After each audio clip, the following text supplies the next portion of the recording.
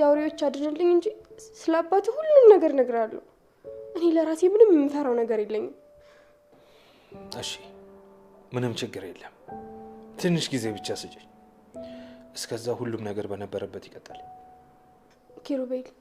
አቤት ውርዴ እባክህ ተጠንቀቅ እትዬ ማቶ ሳሙኤልም በጣም አደገኛ ሰዎች ናቸው ምንም አታስቢ